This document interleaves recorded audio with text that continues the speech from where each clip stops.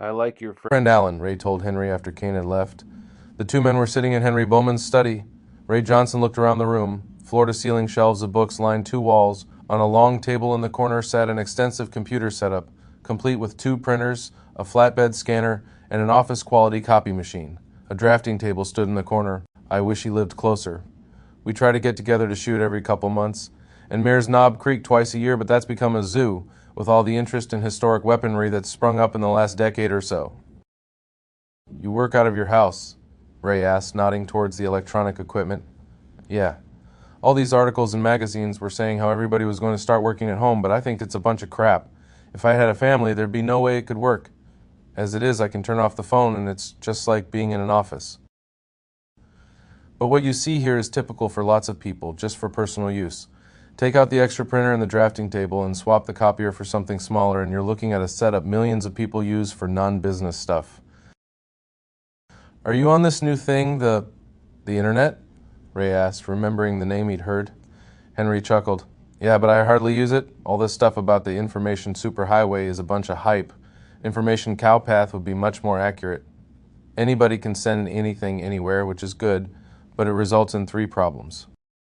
First, unlike making 1,000 identical phone calls or addressing and sending 1,000 identical letters, you can send a message, long as you want, to 1,000 addresses with just a few keystrokes. There's mountains of junk to wade through, and the temptation is to blow it all off. Second, assholes take particular advantage of the increased ability to send messages. Sending someone a hostile message is now called flaming him. There's been more and more of that too. Last of all, and partially because of what I just mentioned, but mainly because it's in their nature, our old friends the feds are real keen to get into the act. The government has actually proposed that a device called a clipper chip, and I don't know where that term comes from or why they call it that, be installed in every privately owned computer in the U.S. It would have an encryption code in it. To prevent theft or some damn thing. That's the supposed selling point. The thing is, the government would have all the master encryption codes. This electronic gizmo would give the feds access to all information stored in every privately owned computer in the country. What? That's right, sort of like... But that's an absolute violation of the Fifth Amendment. Ray broke in. The Fourth and First, too. No, it isn't, Ray, Henry said patiently, with a sickeningly sweet smile on his face. This is for everyone's own good, don't you see? You'll still be able to write things down with pen and paper. You'll still be able to get together and talk about things in private. For now, at least, he added with an evil grin. But back when the Founding Fathers wrote the Constitution, they could not possibly have foreseen the advent of computers. They never would have imagined a time when just anyone could express his views to.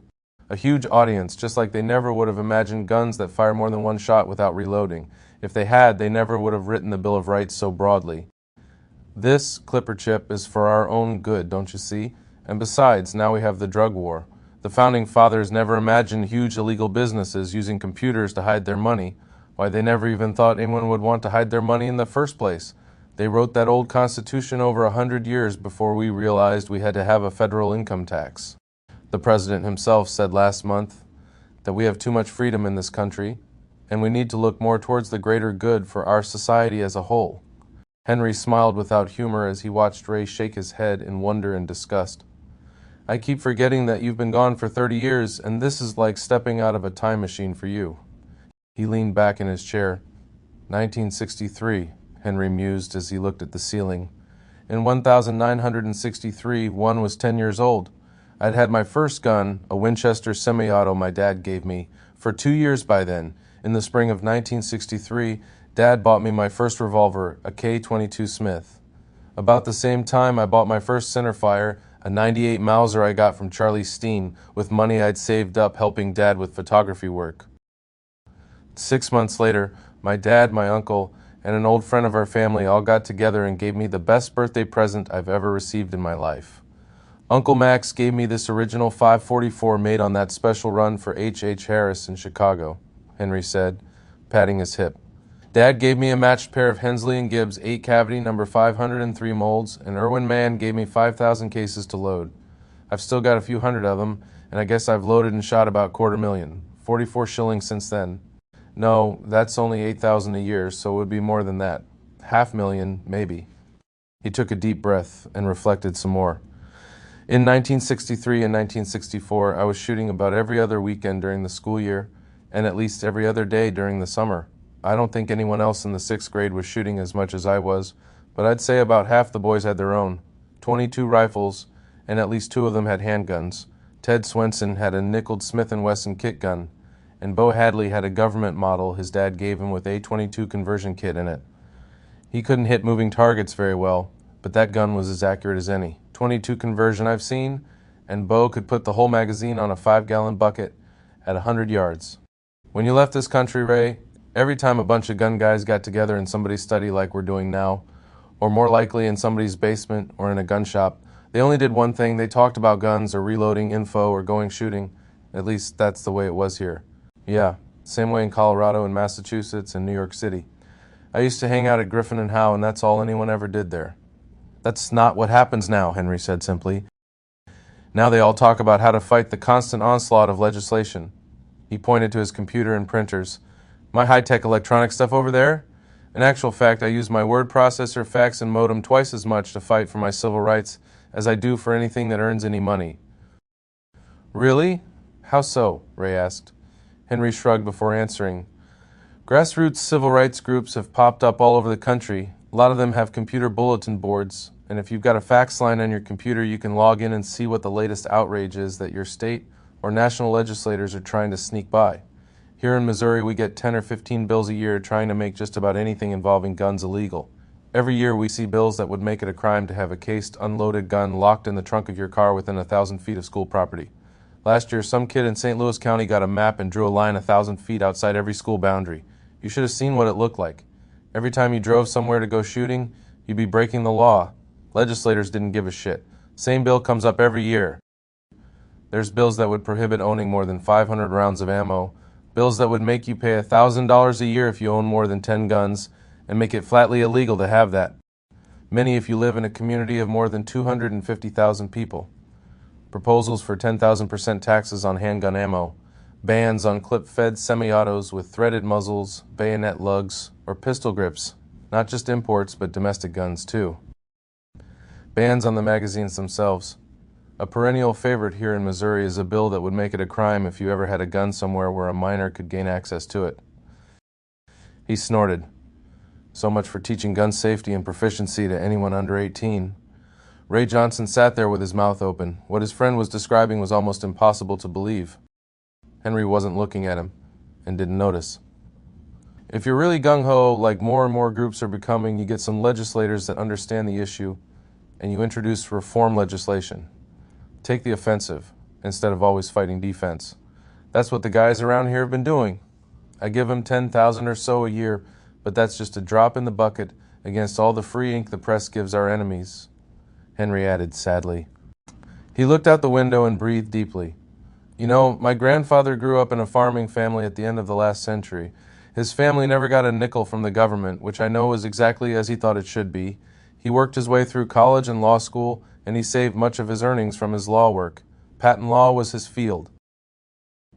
In the 20s, a man came to him who had designed a better plow disc. He was looking for backers. Grandpa knew something about plowing, so he watched the man demonstrate his design and helped him get the financing. Some of the money came from Grandpa's savings, enough to where he owned about 1/7 of this startup business. The company did well. The crash came in 29, but they were still in the black. They had no debt, and since they were a private firm, no one had bought stock on 10% margin and gotten caught in a short squeeze. The big ag products companies were all being hit by the raft of farm foreclosures, and they took notice of this private company that was still enjoying decent sales and making money with a good product that had patent protection. One of them made a buyout offer. This was in 32. The big company was strapped for cash like everyone else, and its stock price was in the basement. Knowing that, and also knowing that getting the rights to produce the new disc could put the big guys back in the black, Grandpa talked his board into demanding an all-stock deal. That appealed to the buyers, except with the market value depressed, they had to give up more of their company than they really wanted to, but they did it. Grandpa ended up with a little less than 1% of the company. What company was it? Ray asked. Are they still around? Henry smiled. Yeah, as a matter of fact, they are. Had a name change not too many years ago. Deere and Company. John Deere to you. He became serious again. Point of all this is, whenever the little company made a profit, which was every year except the first one, they paid taxes to the government. When John Deere made a profit, it gave a big part of them to the government too. Right now, their corporate tax rate is about 40%. Now, John Deere, after they pay all that corporate tax, they almost always declare a chunk of what's left as dividends. Guess what? The money gets taxed again. In the 60s and 70s, the rate was 70%, both for my grandfather and then my mother after Grandpa died. Reagan managed to twist Congress' arm and get the personal rates down to 28%, but with the corporate rates thrown in, the Fed still got about half our share of the company's profits by the time all the subtracting was done. He stared at Ray Johnson.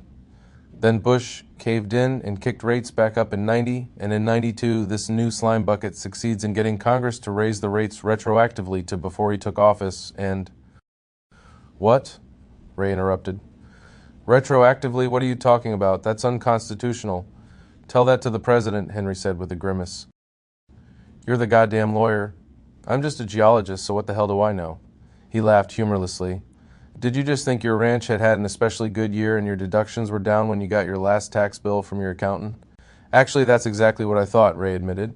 Yeah, well, the retroactive section probably cost you an extra few thousand, over and above the time after he took office. Anyway, point I'm trying to make, the feds have taken over half of my family's share of the profits down through the years. But that's just the tip of the iceberg. Henry began to tick off his points using his fingers. Taxes on John Deere's profits had already been levied twice each year, once on the corporate earnings and then on the dividends paid out of the after-tax net. Then Grandpa's earnings as a lawyer were taxed every year. Grandpa was pretty frugal, and out of what was left, he bought 4 residences and several cars over a 40-year period. Then he had to cough up real estate taxes and personal property taxes on those things every single year. Then, every time he sold one house at a higher price than he'd paid because of inflation, he paid taxes on the so-called profit, even though the new house he was buying was even more expensive. We haven't even gotten to the big one yet. When Grandpa died, there was a state tax due, and the bill came to 47% of everything he owned. My parents had to sell off half of everything he had just to cut a check to the feds. The house, all the cash, all the bonds, all the stocks other than Deere, and a bunch of the Deere stock vanished overnight. My father died 5 years later, my mother 10 years after that. In '78, at age 25, I had to go through the same process to settle her estate. Only in my case, I had to cut a check for 53% of the value of everything my family owned. Mom had 2 houses that I sold, but there wasn't much left besides the Deere stock, so almost half of that got liquidated. That must have been right. The time you came on safari with me, Ray said after doing some figuring. I settled up with the feds just before I went, Henry agreed. So by now, Henry went on, the government has taken over half the earnings of the company my grandfather helped build. They've also taken about 2/3 of the value of the company itself. On top of that, they take close to 40% of everything I earn as a geologist and 40% of all the profits from any successful venture cap deals I finance. On the Deere stock I have left, they take 40% of Deere's earnings and 40% again on the cash dividends I get, which are paid out of what's left. If I want to diversify my investments or raise capital to finance a startup business, I better get the money somewhere else. If I sell Deere stock, the feds take about 1/3 of the proceeds right away, since I've held the stock for so long and its value is a lot higher than my cost basis.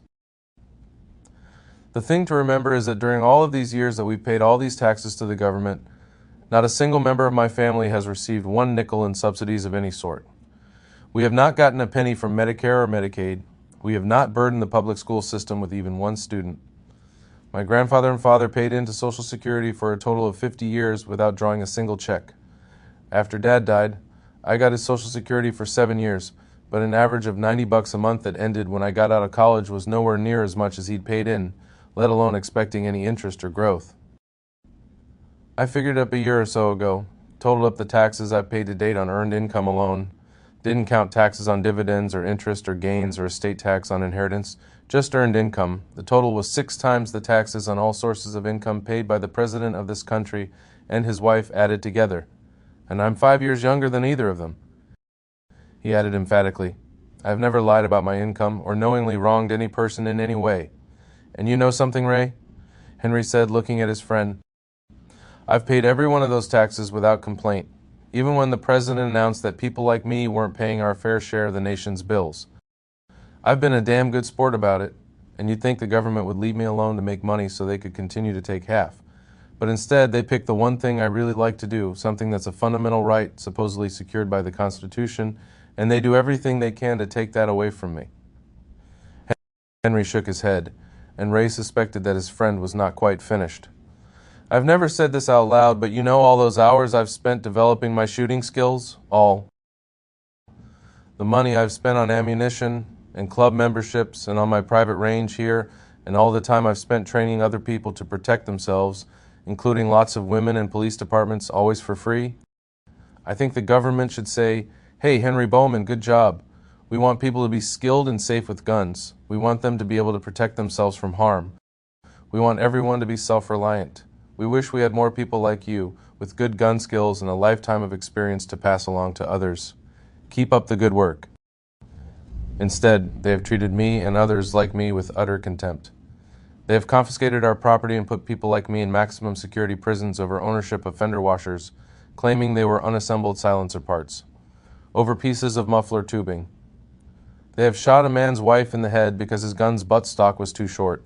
They beat another man's pregnant wife until she miscarried, over a gun collection on which the guy had done all the stupid paperwork things the ATF wanted, but the feds temporarily lost the records. They burned 90 people alive over a disputed $200 tax. If you believe you have the right to buy, own, and shoot small arms in a safe manner, as much and as often as you want, and you exercise that right regularly, our government has branded you as the enemy. They will pursue you more relentlessly and attack you more severely than they do the people who pick up teenage runaways in the bus station and torture them to death on camera for black market snuff films. These statist thugs are zeroing in on the most important thing in my life. Being able to exercise my right to buy guns and shoot them is more valuable to me than all the millions of dollars of mine they've taken. The federal and state governments are doing everything in their power to take away my most important right, and they are doing this every single day. Henry Bowman closed his eyes and shook his head. Ray Johnson scarcely knew what to say. What you are describing is much worse than anything I ever saw in South Africa, Ray said levelly. I have not practiced law here for 30 years, but from a legal standpoint, I would think these things you tell me about would be utterly impossible in this country. They aren't, Henry replied. The anger had seeped out of him, and he was left with a pervasive sadness that lay in his body like a deep bruise. I have never wished ill of anyone, Henry said softly, but by God, I hate these bastards, and there's not a damn thing I can do about it. Ray Johnson stared at his friend, and his mind went back to 1978. 16 years ago, he thought to himself. Watch this man face down a stampede of buffalo with a bolt-action rifle because he thought the herd was going to trample one of my trackers, and he did it with a smile. Now, he feels beaten by his own government. Ray opened his mouth, and the words came out without conscious thought. When you get to where you start shooting them, give me a call. Jesus, where did that come from? Ray thought in astonishment. I'm sorry, Ray, Henry said after a few moments, not looking at his friend. I just unloaded about 26 years of anger on you, right there. He smiled and pinched the bridge of his nose. He laughed softly. I'm not going to do anything like shoot anyone, and if I did, I'd hire a trial lawyer, not a contracts or personal injury guy who spent the last 30 years in African hunting camps. No offense. I didn't mean I'd represent you, Ray explained slowly. I was talking about helping pull the trigger. Henry looked at his friend for a long time before speaking, and he chose his next words with care. Don't say things like that out loud, ever. Everyone that's been charged by the feds with some stupid gun law violation has been slapped with a conspiracy charge on top of it, and that's the one they usually make stick. It's 100 times worse than the airport's jokes really will get you sent to prison. He looked at his guest for a few seconds, then jumped to his feet. Screw it, Henry said suddenly. I'm being a lousy host. Let's pretend it's 1963 again. I'll show you my shop, then we'll go to my quarry. I've got a gun you'll get a kick out of shooting. Come on.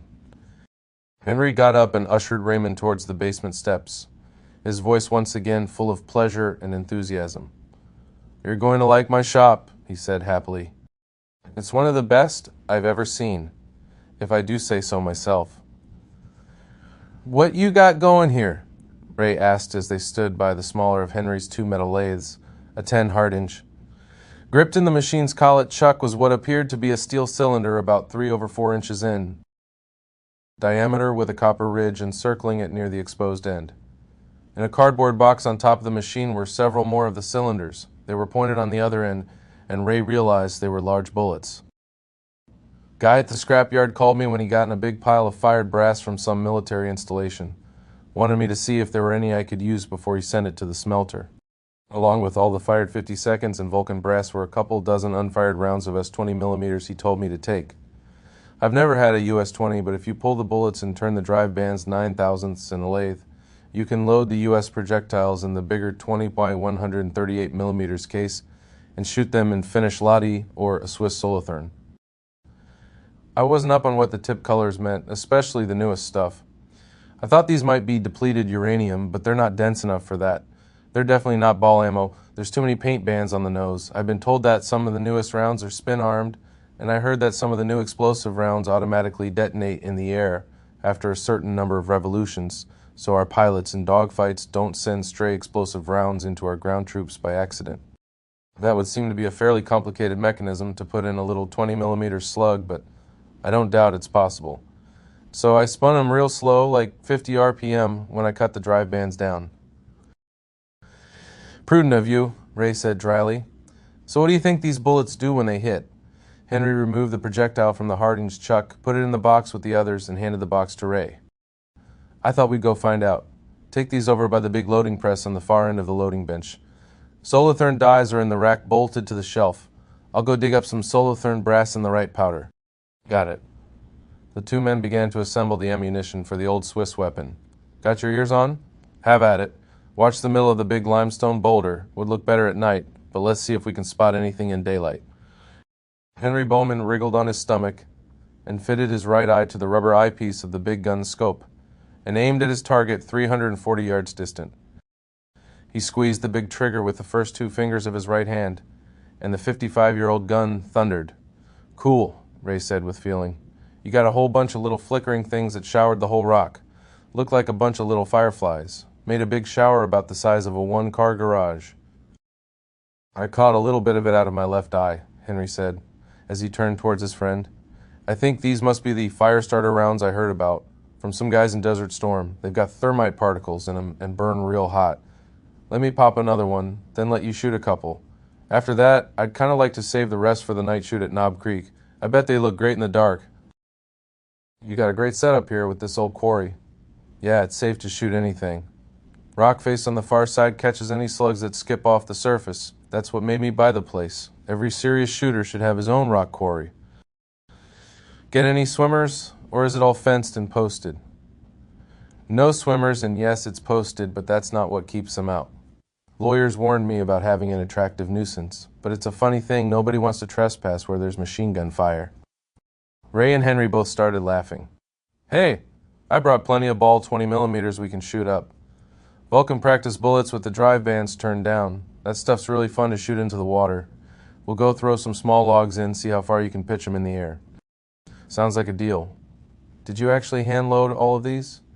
Ray asked as he helped Henry collect all the banana-sized fired cases that lay strewn around on the ground. Had to. Original surplus 20mm is almost all gone. Goes for $20-30 a round now.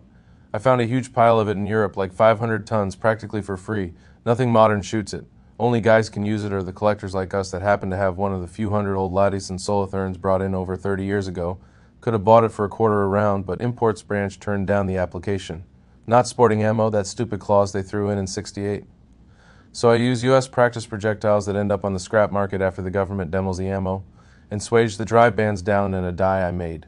I didn't use the die on the ones today, because I wasn't too keen on putting an incendiary bullet under pressure. I also have to anneal the necks on the brass, because it's 55 years old, and swage the primer pockets in a hydraulic press so I can use 50 primers.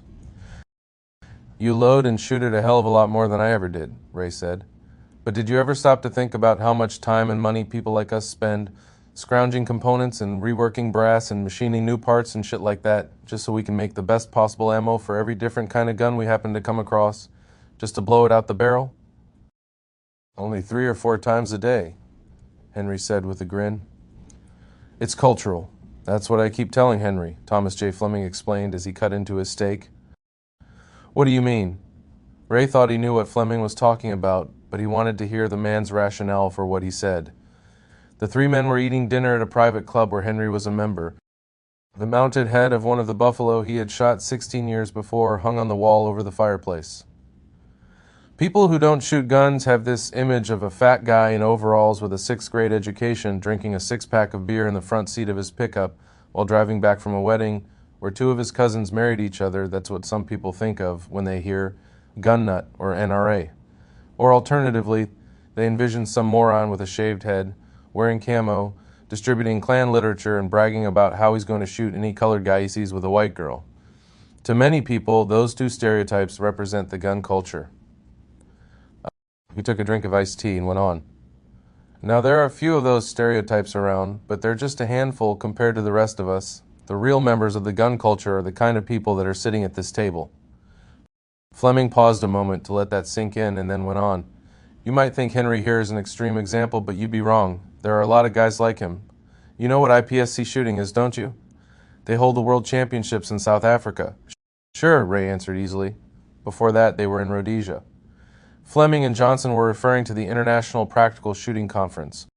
It was an established series of handgun matches where competitors ran through a course and encountered both hostile and friendly targets, designed to simulate real-world situations. Right, Fleming said, raising a finger. Well, there are over 50,000 registered IPSC competitors in this country. Typical serious competitor shoots between 40 and 100,000 rounds a year practicing, and his competition gun costs $2,000 minimum. You shoot IPSC, Henry? No, me neither. So Henry and I aren't part of that 50,000. Fleming raised a second finger. Handgun silhouette, there's between 30 and 40,000 competitors. They shoot almost as much in practice as IPSC guys. You shoot silhouette, Henry? Entered a couple matches a few years ago, but there's no range around here. No to that one too, then. Me, I've never tried it. He raised the third finger. PPC, practical pistol competition. At least as many competitors as IPSC, at least as much practice. Guns are cheaper. You shoot PPC, Henry? Never tried it. Nor the first. Next we got bowling pin, he said as he raised a fourth finger, which I know Henry's done, and those guys practice all the time. Then there's bullseye competition, rimfire silhouette, cowboy shoots for black powder guns, and a bunch of other stuff different organizations have dreamed up. Mind you now, that's just organized competition involving centerfire handguns. Now we move to rifles, he said as he folded up his fingers and started over. We got 20 or 30,000 bench rest shooters shooting dime-sized groups at 200 yards. We got almost that many in rifle silhouette. We got high-power shooters and DCM shooters lying on their stomachs shooting prone. We got a ton of small-bore shooters using rimfires, and we got more rimfire shooters in the GM Sportsman's Truck Challenge. Then there's the centerfire action matches for the semi-auto guys, just like IPSC. I won one of those with a bolt action last year, Henry said with a smile. Show off. We've also got a bunch of long-range black powder shooters like in the Coors Schützenfest, plus frontier competitions, and even black powder bench rest. Finally, with shotguns, the numbers really go nuts. Skeet, trap, and sporting clays well over 2 billion rounds fired last year. There's also crazy quail, plus bowling pin, and other combat matches held with shotguns. How many rounds of shotgun ammo did you fire last year, Henry? None. Not much hunting? None. So, what we've got to look at now, Tom Fleming went on, is the biggest part of all, the people like me or like Henry who shoot just to keep their skills up. People shooting just because they like it, without any particular interest in competition. Fleming took a breath, then saw that Henry was about to take over. Tom's exactly right, Henry jumped in. Last year, the ammo manufacturers sold over 3 billion rounds of rimfire ammo. Centerfire rifle and pistol was about 2 billion, imports another billion. Then there's reloads. I don't have the figures from component companies, but I can make a fair guess. Almost nobody buys U.S. commercial centerfire ammo several cases at a time, but everybody buys primers a few thousand at a whack. I bet there's 3 or 4 rounds of reload shot, minimum, for every factory metallic centerfire round fired downrange. And I haven't even considered shot shells in that estimate. So that's what? 15 billion rounds of ammunition fired every year? Henry asked. Sounds right, Tom Fleming agreed. And this lisping moron in the U.S. Senate wants to put a 10,000% tax on it. He shook his head. It isn't out-of-work high school dropouts firing all that ammo. It isn't guys with maxed-out credit cards who drink beer and watch sports all the time. It's educated, serious guys just like you and Henry and me. We've all got high incomes, or we wouldn't be able to afford to shoot all that ammo. None of us are on the dole.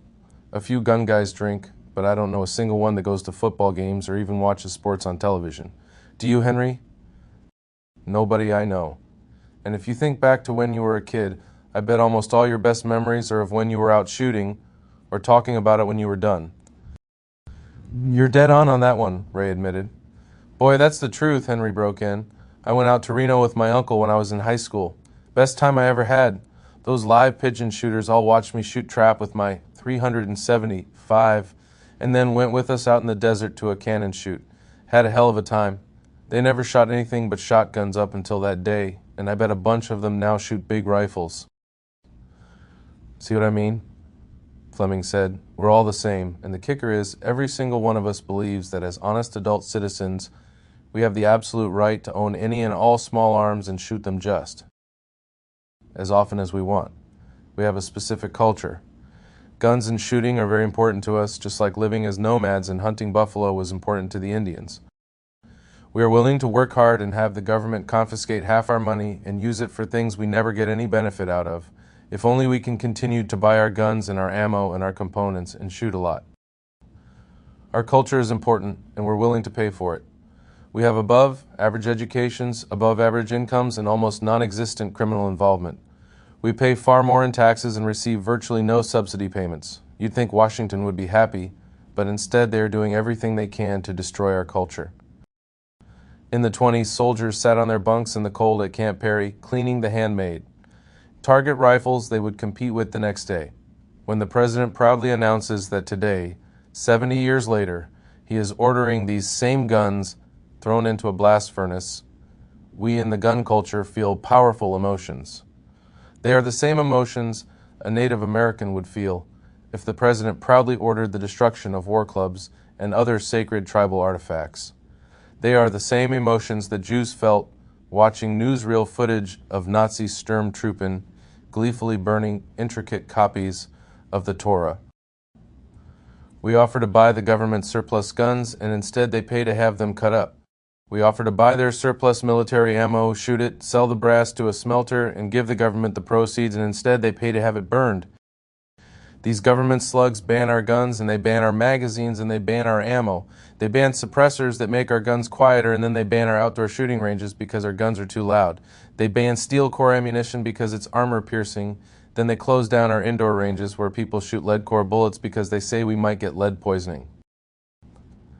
The people in the gun culture have a better safety record than any police department in the nation, but in several states actually prohibit us from using guns for self-protection, and in all the other states except one, they make us buy a license. They tax us so we can have more cops, and when crime still goes up, they tax us more and ban more of our guns. People in the gun culture endure waiting periods that no other group would stand for. We undergo background checks that no legislator, judge, doctor, or police officer has to tolerate, and we submit to it not once or once a year, but over and over again. Then, after we yield to this outrage, they smile and forbid us from buying more than one gun in a 30-day period. If we sell one gun we own that's gone up in value, they can charge us with dealing in firearms without a federal dealer's license, which is a felony. If we get a dealer's license, they say we are not really in business and report us to our local authorities for violating zoning ordinances by running a commercial venture out of a residence. If the steel or the wood on our guns is too long or too short, they make us pay $200 taxes and get fingerprinted and photographed. They make us get a law enforcement certification from the local police chief. If he refuses to sign, we have no recourse. If he takes the forms in the next room and brings them back out signed, he can later claim the signature is not his and the feds will charge us with the felony. We in the gun culture have played all their stupid games on NFA weapons for over half a century without a single violent crime being committed by any person in the system. So when a bill comes up to keep travelers with guns locked in the trunk of their cars out of jail, what happens? A scumbucket from New Jersey, where NFA weapons are illegal already, puts an amendment on it that closes down the whole NFA process. Then, if they even suspect we've ignored the $200 tax process altogether, on the guns where the wood and steel is too long or too short, they'll spend over $1 million watching us for months. Then they'll shoot our wives and children or burn us all alive. When the public gets outraged by these actions, the government issues letters of reprimand and sends the guys who did the killing on paid leave. In the decades that the feds have been raiding and killing people in the gun culture over suspected non-payment of $200 taxes, not one federal agent has been fined $1 or spent even one night in jail. Fleming stopped for a moment, took another drink of tea. And you know something else that's never happened, Ray? To this day, not a single person in the gun culture has ever dropped the hammer on one of these feds. Not once. Then, after these statist bastards have done all these things, they grin and tell us how they like to hunt ducks and how the only laws they want to pass are reasonable ones. Henry and Ray both looked at their friend. Neither had anything to add at that moment. It was Ray Johnson who finally spoke. "I now know everything you say is true," he said. "I still can't quite believe it." He was quiet again, then asked a question. "What do you think is going to happen?" "One of two things," Fleming said with a sigh. "One of the political parties is going to have to wake up, smell the coffee, and start restoring and reaffirming all the articles in the Bill of Rights, the 2nd, 4th, 5th, and 10th Amendments." "And if that doesn't happen?" Ray asked gently. Fleming took several moments before he spoke, though it was obvious he knew exactly what he was going to say. "Then we're going to have a civil war. July 31st, 1994. Hello? This on?" The paunchy, balding, middle-aged man asked nervously. It was obvious that the huge crowd could hear him perfectly. "Testing, testing," David R. Hinson said, trying to delay the inevitable. A few calls came from the crowd telling him that the sound system was working fine and to go ahead. The administrator of the United States Federal Aviation Administration glanced at his staff standing slightly behind him, licked his lips nervously, and took a breath. "Let me right at the outset get to the Bob Hoover issue because I know..." The rest of his sentence was drowned out by thunderous applause from the audience. When the outburst died down, Hinson continued. "That's on your mind because I know you're not going to like what I have to say, but I've got to say it. I've known Bob Hoover for many, many years. Because it's in the United States Court of Appeals and because it's in litigation, I am precluded from commenting." For a moment there was stunned silence from the crowd as the audience waited for Hinson to say more. When he did not, murmurs rippled through the audience.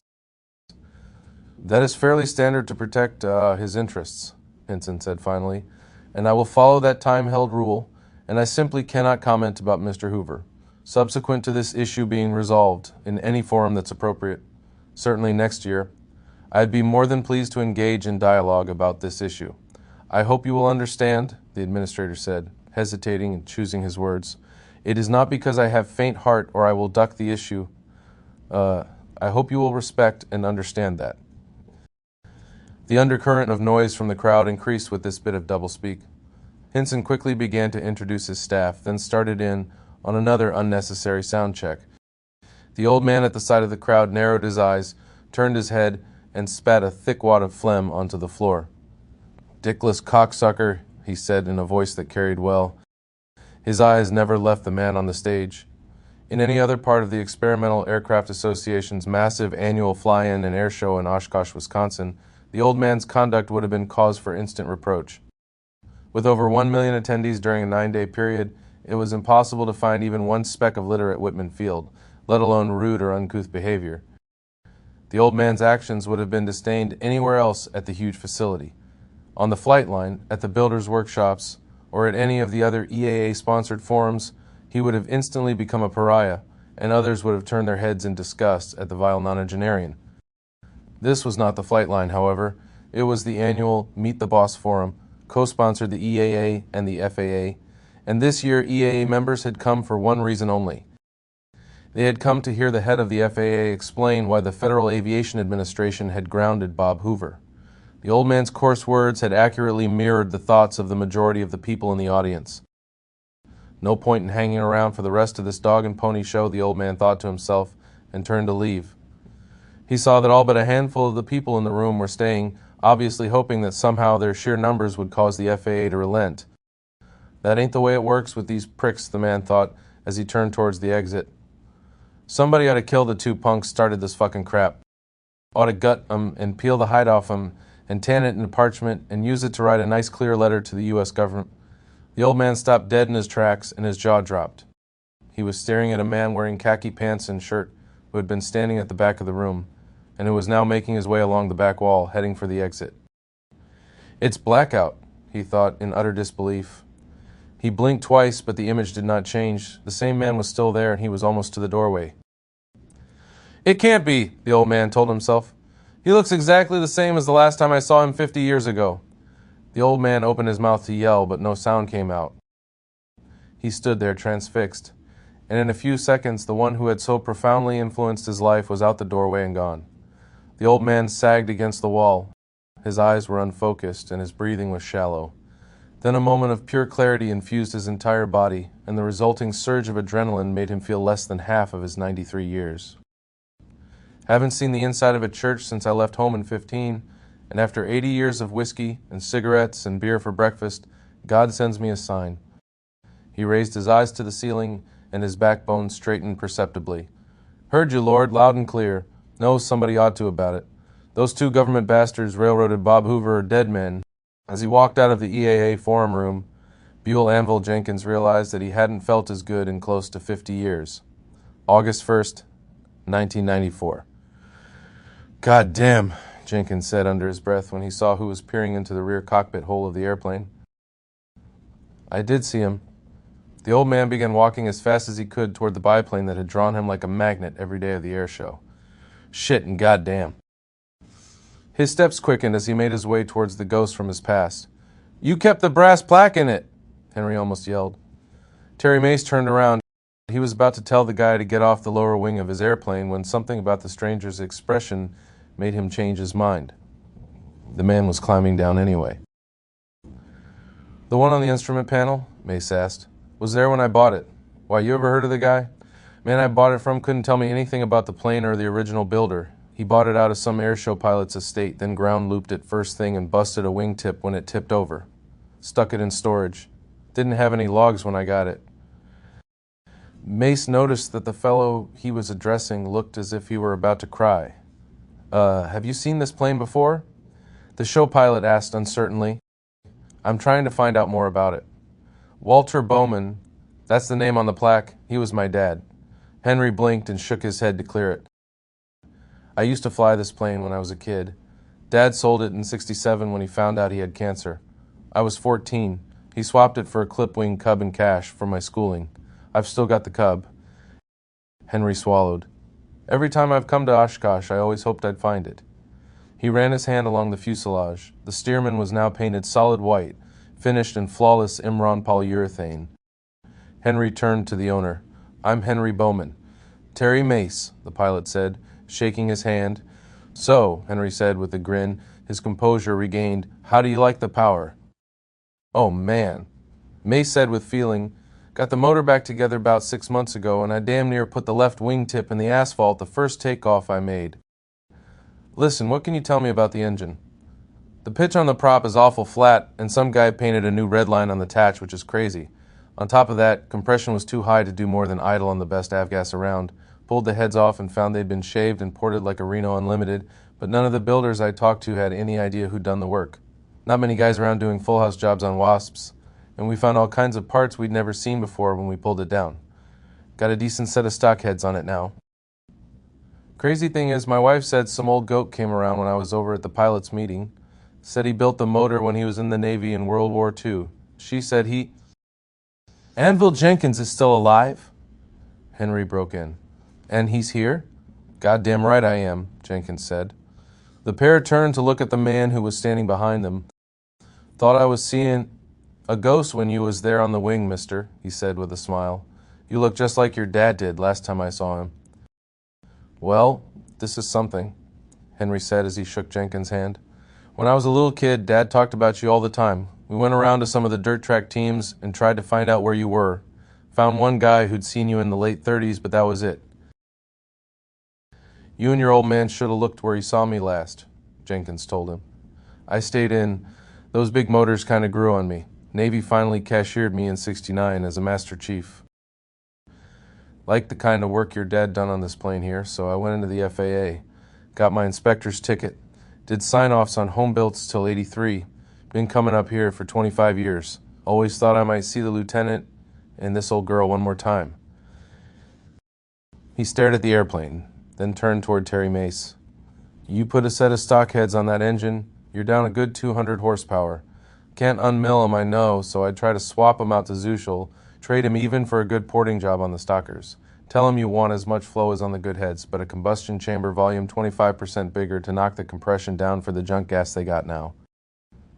Tach's not wrong. She'll live forever that high up, unless somebody screwed around with the reciprocating weights. That's why the prop's so flat, we built her to climb. Terry Mace nodded. He had not expected the original engine builder to walk up to his plane and tell him all about it, and this was a real bonus. The three men talked for a while about the plane's history. Jenkins related the stories about Walter as a flight instructor. He told of the time he had offered to help the lieutenant try to pull the wings off of one of their trainers, and of Walter's unorthodox instruction techniques. Since your dad owned the airplane, Mace said to Henry, and Mr. Jenkins, you built the engine, maybe you two can tell me why, when I came to own this monster, there was a metal bulkhead in the tail section and a block of lead machined to size, with mounting holes that matched it. New engine's heavier than the original Continental, but when we recalculated the weight and balance with that lead block installed, it was way past the aft limit. That come after your dad sold it? No, Henry said. It was there for a reason. Needed to get the weight back that far if you wanted to do a lumpsavac. What? Didn't call him that back then, Jenkins broke in. I told the lieutenant if he was going to fuck around with the CG, try it on 1A, the trainers first, out over the palmetto grass, case he had to get out. Worked out okay, except he had to stay up high, because that old Continental didn't have enough guts to get out of its own way. Forget pulling out of one of those tumbles without losing a bunch of altitude. Terry Mace was about to protest, but Henry Bowman was pulling a small photo folder from his flight bag. He showed the pictures to Jenkins first. I'll be damned. That's that arch thing you got in Missouri. Jenkins was looking at the photo Walter had taken as he had aimed the steerman in an inverted dive between the monument's legs. The old man looked at the rest of the photos carefully, until he came to one where the airplane was pointed straight at the ground with what he judged was less than 1,000 feet of altitude. The image of the ground was smeared sideways, but the instrument panel was in sharp focus. A piece of yarn on top of the windscreen was flowing sideways also. Here you go, he said to Mace, handing the photo to the younger man. Look at the airspeed indicator, read 0. Plane's tumbling. I'll be damned, Mace said, echoing Jenkins' earlier comment. Shit, look at this, Jenkins exclaimed, staring at another photo. This you, Henry? Your dad did this all the time with cadets. Son of a bitch, here you are landing the damn thing. Anvil Jenkins was looking at the pictures Walter had taken of Henry flying the steerman while Walter stood on the wing. Were you flying when he took that other one, doing the lumpsavac? Yeah, Henry smiled sadly. Last day we ever flew together, right before they yanked his medical. He took it through the arch, then he turned it over to me and concentrated on pictures. The three men were silent for a few moments, then Terry Mace spoke. Can you make me copies of these pictures? He asked, holding out 2 prints that showed the steerman in profile sitting on the ramp. Sure, why? Henry asked. I put the white on as a base coat and was trying to decide what trim color I wanted. He nodded firmly. This settles it. I'm going to paint it just like it was.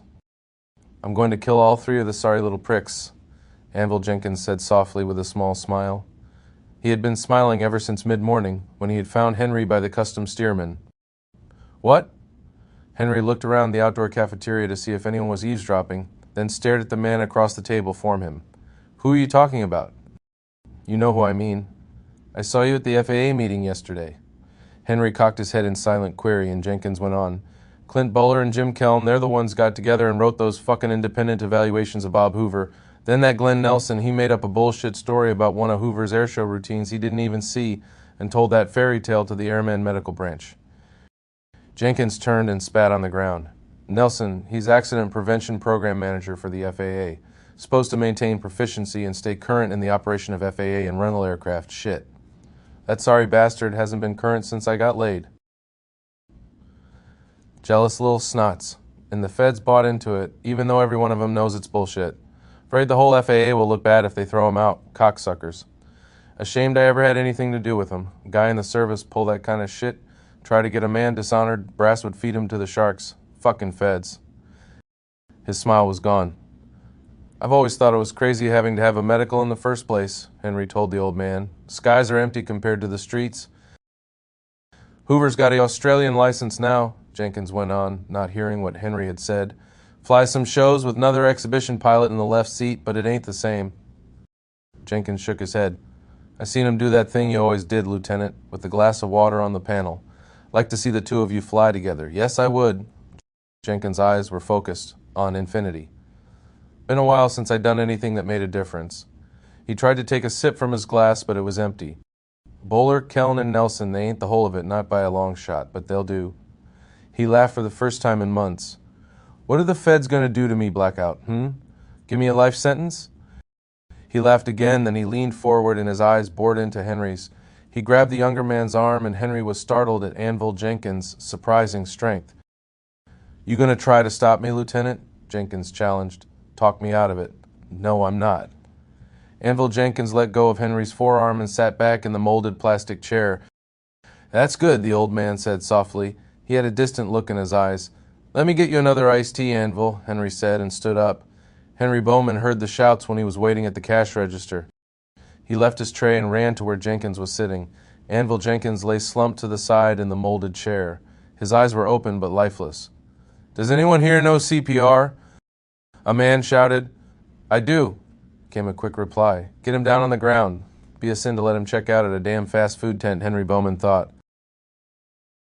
He stepped over to the second man, put a firm hand on his bicep, and squeezed hard. Let him be, but he does this sometimes, just a little too much walking, that's all. Come on, Anvil, Henry said as he scooped Jenkins' corpse into his arms. Let's find us a golf cart, get you back to the car. Henry carried the body out of the tent and away from the crowd. A couple of the people stared, but in a few moments they interested themselves in other things. The Navy's Blue Angels tent. That's less than a half-mile, he said to himself.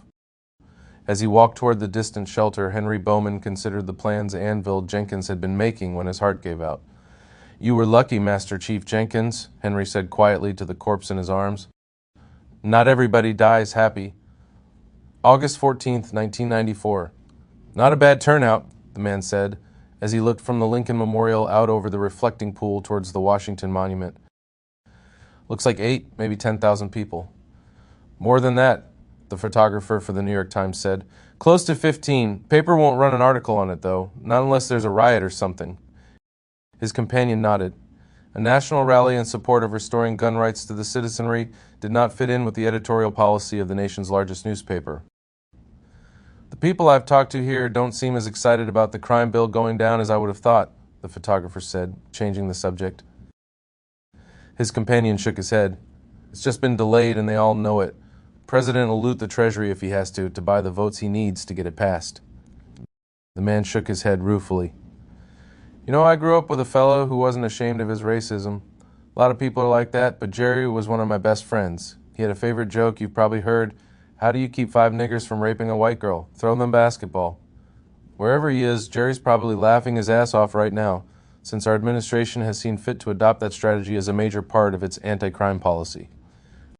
The man was referring to one of the many controversial provisions in the proposed crime bill, which the House had 3 days earlier voted not to consider, and which would, if passed, cost the taxpayers over $30 billion.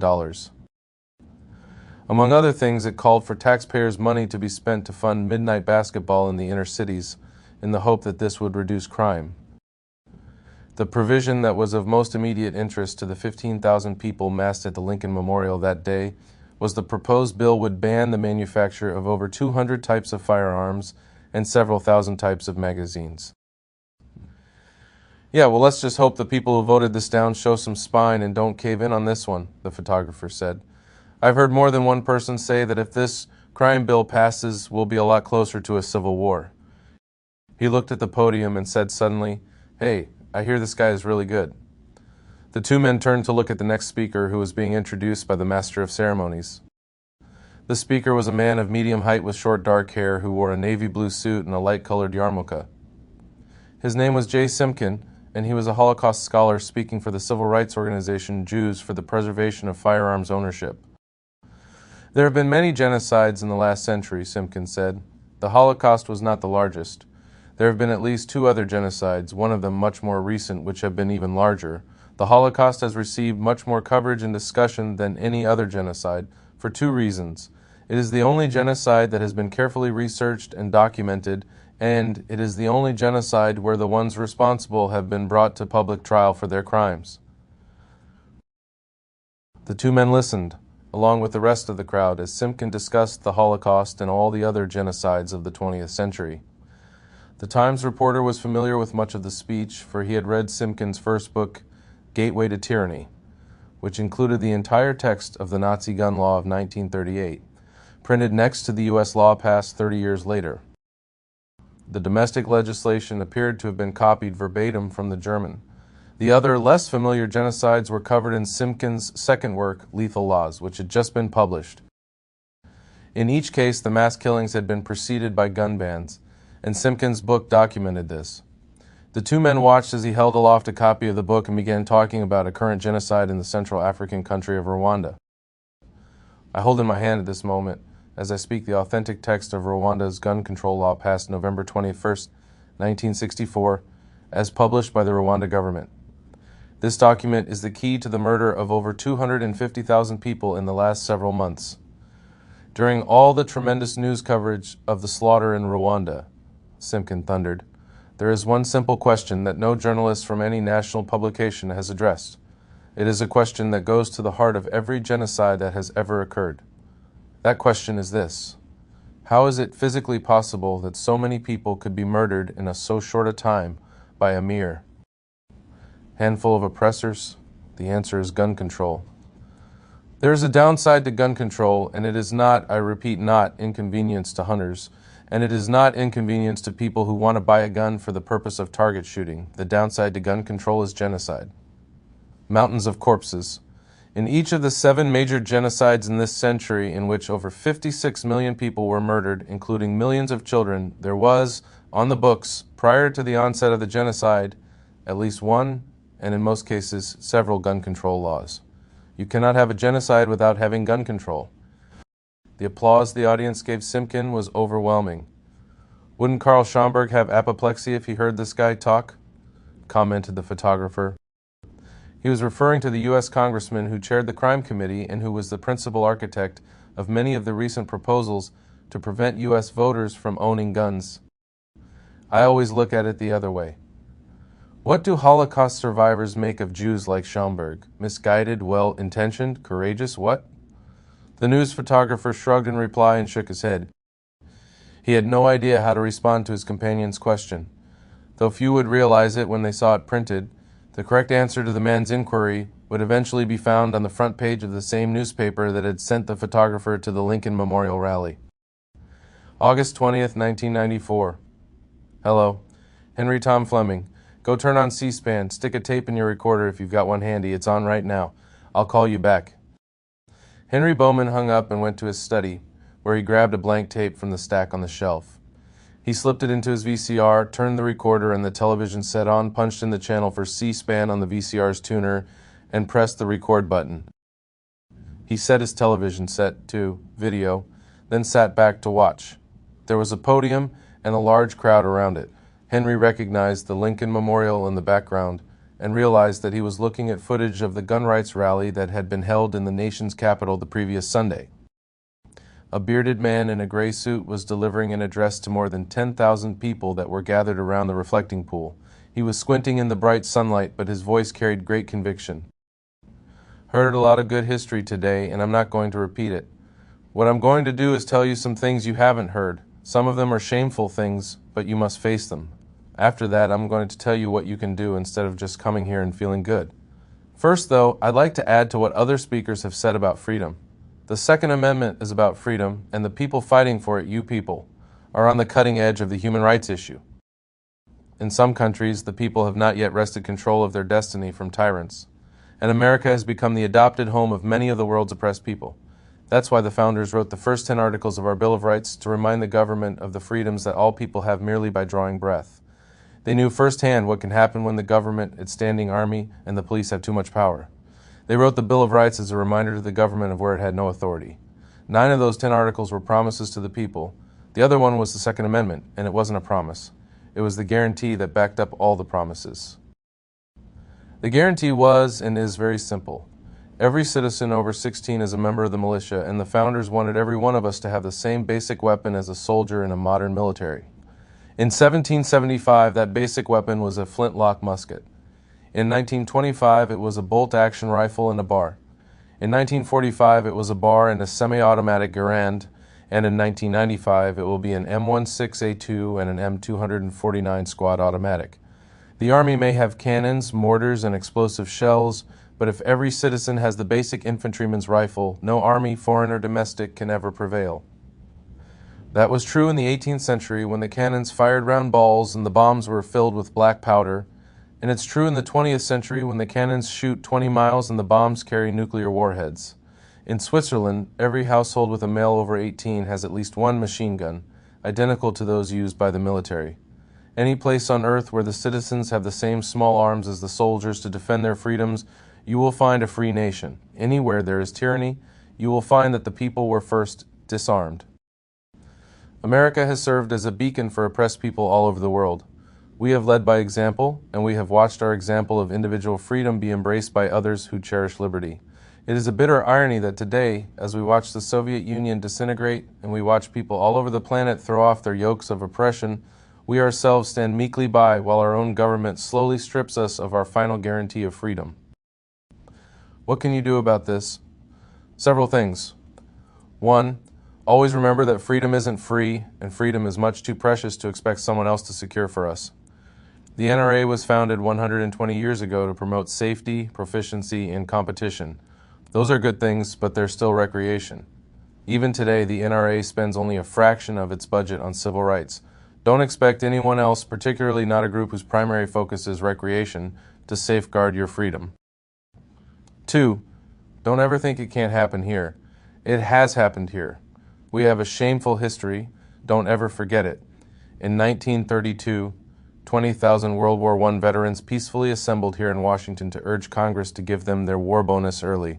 The military drove them out at gunpoint. General Douglas MacArthur had full armament, including foot soldiers with rifles and bayonets, cavalry with pistols and sabers, and tanks. MacArthur led his troops into a place where 20,000 unarmed American war veterans were camped, and he burned them out. The soldiers shot and bayoneted some of the veterans, their wives, and children. Babies died from tear gas inhalation. The result of this horror was that Hoover was defeated and Franklin Roosevelt was able to seize power and drastically expand the government's reach into your lives. Part of that meant passing the unconstitutional National Firearms Act of 1934, which was the beginning of the terrible situation we now face. What happened at Waco and the disaster we face now is nothing new. It started 60 years ago with Franklin Roosevelt. It's gotten worse ever since, and we let it happen. Another shameful thing involves those of you who have always thought of yourself as supportive of law enforcement. You must realize that when the police are ordered to violate your rights, they are not your friends. That brings us to number 3. Do not hope police officers will resign instead of carrying out orders they dislike. They will not. The state police did not resign 30 years ago. Instead, they used tear gas, billy clubs, and German shepherds on civil rights marchers. Federal police in Waco, Texas last year did not resign. Instead, they used machine guns and tanks on a group of people they suspected had not paid a $200 tax, and then burned all 86 of them alive. In Los Angeles, St. Louis, and Chicago, the police are not resigning. Instead, they are conducting warrantless searches in public housing projects. They are seizing guns that have not been stolen, and they are seizing them from people who do not have criminal records. Federal forms for applicants to the Special Forces contain the question, would you seize weapons from U.S. citizens if ordered to do so? I guarantee the answer they're looking for is yes, not no. The so-called crime bill contains a measure to hire thousands of Hong Kong police. Why? Because these officers are already highly trained in confiscating arms from Chinese and won't resign when ordered to confiscate them from us. Number 4. Guns are our ultimate guarantee of freedom, but to take back these rights we need to band together with the millions of people in our country who don't think about how important their gun rights are, but who despise other government intrusions into their lives. Millions of people don't want government lawyers telling them what doctor they have to use. Millions of people don't want the police seizing their property without even charging them with a crime. Millions of landowners think they should be able to build a tool shed on their property without risking the government jailing them for destroying wetlands. Millions of business owners don't think Congress should dictate what they should charge for their services, what they should pay for raw materials, what products they should sell, or how much they should pay their employees. Millions of residents of blighted areas in this country think the government should let them work for low wages instead of promoting factories in Mexico. Millions of drivers don't think it's any of Congress' business where their state sets its speed limits or what motorcyclists should wear on their heads. Millions of people think they are the ones, not government, who should decide whether or not to have plastic surgery. We must continue to forge alliances with these people. The things these people want may not be of particular interest to us, but we all share a common bond. None of us want our lives controlled by faceless, uniformed, jackbooted bureaucrats. Fifth, stop fighting a defensive battle. Get informed, and then get pro-civil rights people elected and pro-human rights laws passed in your state. It's working. In the last 2 years, more states have repealed the Jim Crow laws that were designed to disarm blacks and that now give violent criminals a government guarantee that citizens are defenseless. 37 states now allow at least some of their citizens to protect themselves outside their homes. For over 200 years in Vermont, not just Vermont residents, but every U.S. citizen has had the right to carry a gun for self-protection without asking the government for permission, just as our founders promised. Vermont, which shares a long border with New York, is the safest state in the Union in which to live. Self-defense laws and violent crime rates in the United States documents how armed citizens, not police, reduce crime and engender freedom. Get copies of this and force your legislators to read it. We must make every state return to Vermont's law. We must elect representatives which support human rights and who will repeal the 1934 National Firearms Act and the 1968 Gun Control Act. We must continue to identify the statist slime in our local, state, and national legislatures and throw them from office. Sixth, take advantage of the great improvements in technology that are now available to all of us. If you're not on a network now, get on one immediately. When you hear of a politician introducing a bill that restricts your freedom, spread the word, mobilize, and fight. When a legislator introduces a bill to restore your rights, mobilize and help. ATF now has Bradley fighting vehicles, and the FBI has just bought over 2,000 silent sniper rifles. They decided after Waco and Ruby Ridge that they need more firepower. If you don't want more Wacos, and you don't want your neighbors to be the next Weaver family, it's up to you to keep it from happening. Internal security at ATF is dismal. When you hear of an impending raid near you, and I guarantee some of you will, get the word out to every person you know in the area. Be there with video cameras to record everything. A photographic record of their actions is the last thing these stormtroopers want. Statist thugs view video cameras the way vampires view crosses and sunlight. Last of all, I know that every one of you here has felt discouraged at each new government attempt to take away your freedom. I know you have felt helpless when you hear that the people responsible for burning 80 citizens alive over a $200 tax dispute go unpunished. Whenever you feel this way, I want you to take heart. I want you to remember that these policies of tyranny have ultimately failed everywhere they have been forced on the people. Joseph Stalin was willing to murder 20 million of his own people trying to make socialism stick, and he still failed. People will always move towards freedom. Even farmers in Albania know that, so don't you forget it. The recent policies of raising your taxes, banning your guns, seizing your property, and chilling your freedoms are the last gasp of an evil monster. That evil monster is socialism, and it is dying. I want to see every one of you at the funeral. Thank you. The applause was thunderous, and as the man stepped down, the moderator began to announce another speaker. As Henry watched, his phone rang again. It was Tom Fleming. What did you think? That guy wasn't even the best one. I saw someone else who was even better. Apparently the whole rally was filled with speakers like that. The speakers had their history down cold. You'll see more on C-SPAN. Why hasn't there been any other coverage on local or national news? Jesus, it looked like there were 10 or 15,000 people there when they panned the crowd. Haven't seen word one in any newspaper. Does that really surprise you? Tom Fleming asked. Hey, like the guy said, cheer up. Socialism's dying all around the globe. Washington just wants to give it one more try.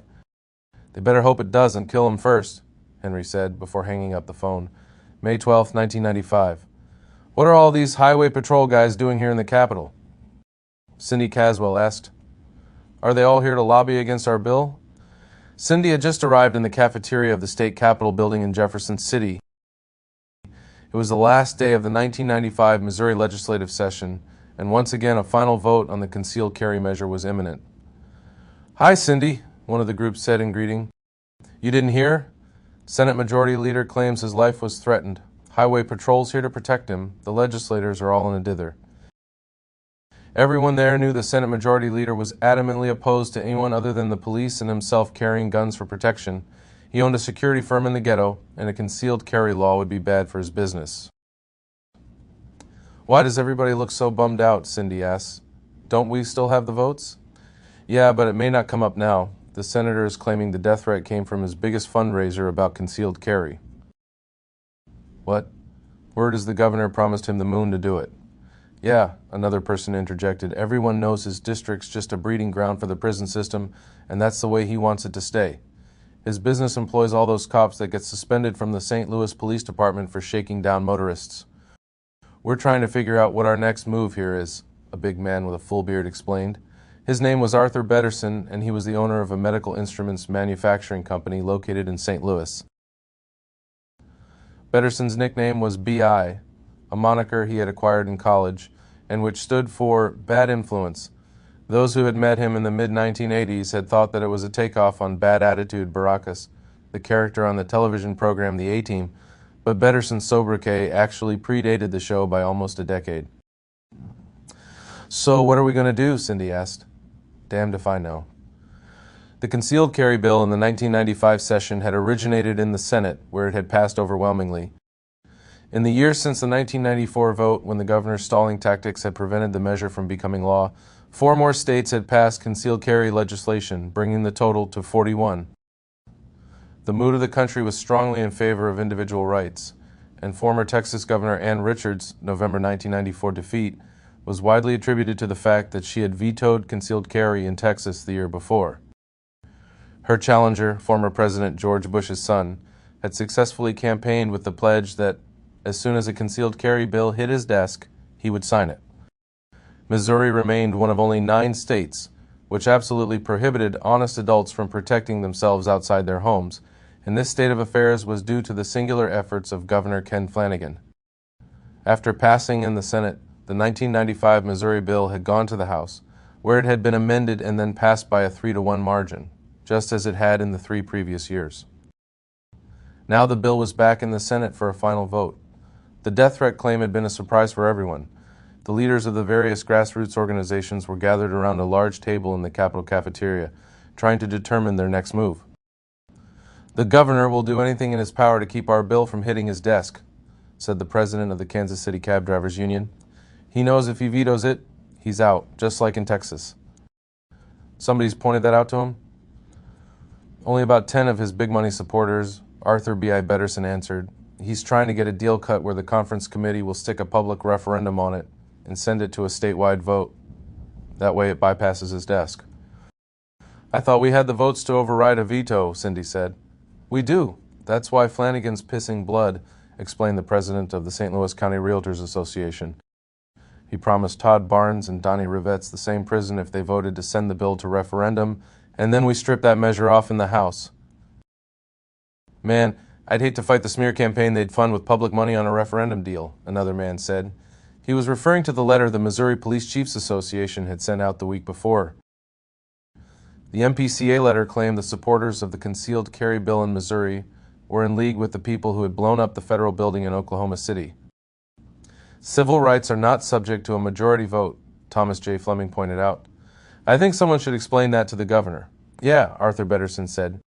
If the Civil Rights Act had been put to a vote here in Missouri in 1964, our current Senate Majority Leader wouldn't be allowed to eat in this cafeteria. Then he thought of something. Did you say the governor promised the same prison to 2 different legislators and they both sold us out? Betterson asked. Yeah, Rivetts is the biggest whore in the Senate. His district's down near the Arkansas border, where a lot of the family trees are straight lines. Barnes is a freshman from just outside St. Louis who hasn't figured out how the game is played. He's the one who'll get fucked. Anything we can do to Rivetts? Betterson asked. Not politically. No one runs against him. Last election, he got 80% of the vote. There's got to be something, Betterson wondered aloud. The young man said to the assembled group. He was the aide to the Democratic senator who had sponsored Missouri's concealed carry bill. Here's the deal. The majority leader is going to fuck us. He's going to cry about this made-up death threat and filibuster until the clock runs out. Only way to avoid that is to turn the bill over to the House members who have promised the governor to put the referendum on it. If we do that, though, Harold loses control of the bill entirely. You mean it isn't his anymore? He can't withdraw it? Cindy Caswell asked. That's right. He wants to know what you people want him to do. Kill it. You mean it isn't his anymore? He can't withdraw it? Cindy Caswell asked. That's right. He wants to know what you people want him to do. Kill it. Damn right. Kill it. Have him tell Flanagan we'll be back next year. The referendum is going to be on his governorship, not our bill, Tom Fleming said. Civil rights issues don't go away. Anybody disagree? The aide asked. No one did. I'll tell him, the young man said. Then he smiled. The governor is going to be pissed. Can you believe the long faces of our opponents? The president of the Retailers Association asked. You'd think they'd be happier. The bill's dead. Yeah, but only temporarily, a man named Greg pointed out. He'll be back next session, which is during an election year, and these guys were all counting on being able to duck it permanently with that referendum scheme. I think the governor just lost the next election. I don't know if that'll be much consolation to Linda Kravis, Arthur Betterson said. He was referring to one of his employees who had been beaten and raped by a gang while she was leaving the St. Louis Union Station shopping mall. She had lost the vision in one eye during the assault. The others nodded. Kravis' story was familiar to everyone in the group. Also well known was Betterson's wish to open a second plant in North St. Louis, which was a blighted high-crime section of the city which the businessman felt was ripe for economic development.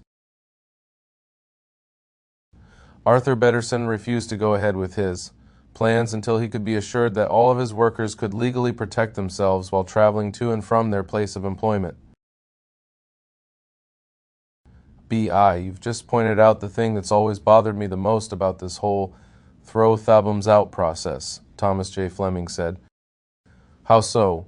I mean, let's face it. We send Ken Flanagan packing next year, and what happens? He gets to keep all the campaign funds he's got left over from his failed re-election effort. Put that together with what he's been able to pile up selling pardons and doling out state contracts and other favors, and he's a rich man. Rich for rural Missouri, at least, he amended. Self-protection isn't just some political difference subject to majority vote, like a bond issue or a speed limit, Fleming went on. It's a fundamental right. Flanagan swore an oath when he took office to defend our fundamental rights, and he's violated that oath. Flanagan can retire and live damned well, while Linda Kravis and 100 other decent citizens are maimed or dead because of him. My wife's Jewish, Tom Fleming reminded Betterson, and I look at this situation just like when I read they'd finally located Klaus Barbie. A lot of folks said, hey, the guy's 80 years old, he's not bothering anyone, let him be. My reaction was, we should have executed him 50 years ago. This bastard's had 50 years of good living while the people he's murdered have been 6 feet under. If he draws breath one more day, it's one day too many. You got a point, Betterson agreed, but I think we'll have to settle for returning Flanagan to the private sector. I guess so. June 15th, 1995. So what's this thing we're going to again? The girl in the back asked. The leasing company or something? Teresa, do you have to be such an airhead? Cindy Caswell thought. In the front seat, Henry and Cindy looked at each other. You know, it's great to have a girl around who'll do whatever you want, no questions asked. Want to go with me? Sure. Need to know where we're going, what we're going to do, where we're going to stay, what kind of clothes to bring? Nah. I tell you, Cindy, Teresa's the ideal companion. Well, I figure we'll have a good time, the young woman said with a laugh. And clothes? You said we wouldn't be going anyplace dressy. My thong, couple T-bars, cut-offs, and a few tops. In this weather, what else am I going to use? What else indeed, Henry agreed. But to answer your question, we are going to the annual new Lease Body Armor shoot. It is run by a good friend of mine, David Richards. David makes what most people call bulletproof vests, and every year he has a big goddammit, Teresa, don't do that, Henry yelled, glancing at the girl in the rearview mirror. Cindy Caswell turned around in her seat and looked at their companion. Every boy's fantasy, she thought. Babe, the back's all full of guns, and the last thing we need is to have some radar cop pull us over for contributing to the delinquency of a minor, Cindy said gently. Those people might have a car phone, she added, as Henry accelerated away from the station wagon in the next lane. Inside the other car, a wide-eyed junior high schooler was getting yelled at by his mother. Sorry, Teresa said, as she once again faced the front of the vehicle and put her halter top back on. What I was saying was, every year David has a week-long competition up near the factory. Bowling pin shooting where the shooters see how fast they can shoot 5 bowling pins off a table with a pistol at 25 feet. It's 3 feet to the back of the table, and so your gun has to have enough power to throw the pin that far. The timer doesn't stop until the last pin hits the ground. The more effective your gun is at clearing the pins off the table, the harder it is to shoot fast because of recoil, just like real life.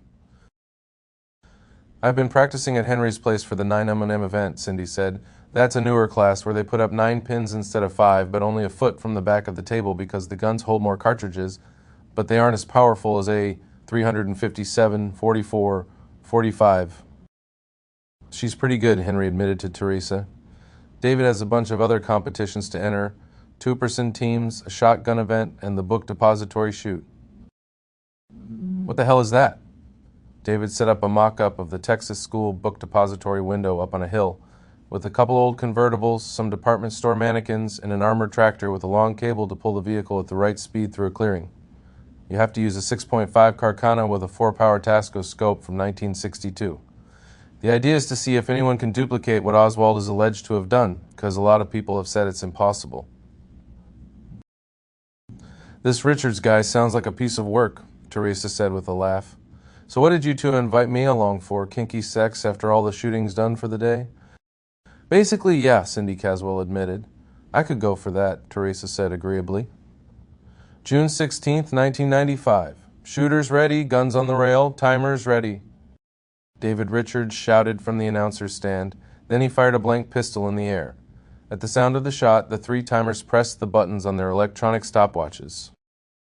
Henry Bowman had been holding his 5-barreled .44 Magnum Smith & Wesson with its muzzle touching the waist-level barrel rest in front of him.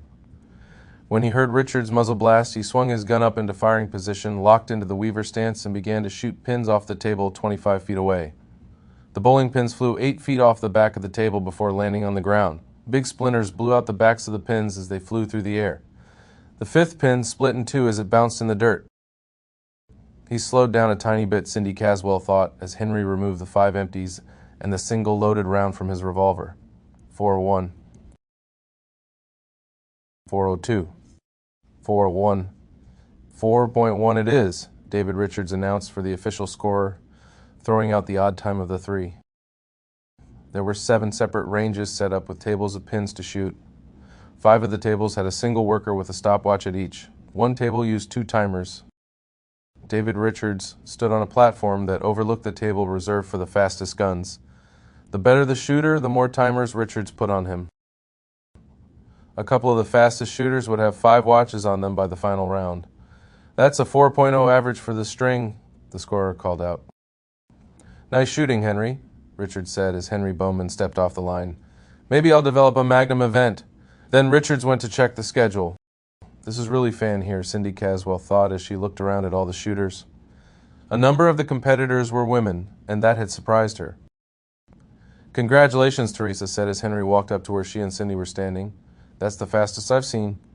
Yesterday she couldn't have cared less about what was going on during the daytime, Cindy thought with a smile. The really good shooters aren't up yet. Jerry Mikulik shoots in the high 2s. Is he a cop? Teresa asked. Henry and Cindy both started laughing. No, Henry said after he had calmed down. Very few cops shoot enough to get any good. Almost none of them show up here. It's too embarrassing. How come your gun blows the pins so far off the table and splits them apart sometimes? Teresa asked. I don't load down for this event. I shoot the full power load in the 44, which is more than you need to take the pins off the table. When I tried loading down, it was screwing up my timing, because I've been shooting this one load since I was a kid. I could practice a bunch with mid-range ammo, but I'd still never get as fast as the top guys. How'd you do? Henry asked, turning to Cindy. 12:03. That's pretty fast for 9 pins and no more practice than you've had with that Glock. How'd my loads work for you? Great, no rollers. Cindy was referring to loads with low momentum knocking the pins over but not off the table. What was the fastest you saw anyone shoot in the 9 class? High 8s. Mr. Richards said I was best timed so far in the 9mm novice division. Good deal, although he may be trying to make time with you. He's getting a divorce, and I think it's been a while for him. Teresa said. Maybe we should invite him over. What's he look like? You haven't met him? He was just here. He's that guy over there in the gym shorts and shower flip-flops. Oh, he's adorable, Teresa said, like a teddy bear. Henry laughed and then thought of something. You two want to get his heart rate up a little? I got an idea. He told them what he had in mind. I've got a better one, Cindy said when she heard it. Henry agreed with her assessment. We clear? David Richards asked over the PA system. He looked out over the 7 ranges. Range 4, yes? Good. Okay, people, we're going to take a 1-hour break, give the timers a rest, and give the pin sorters a chance to cull out the bad ones. Got plenty of barbecue, plenty of soda. We'll hit it again at 2 o'clock. All ranges are now closed.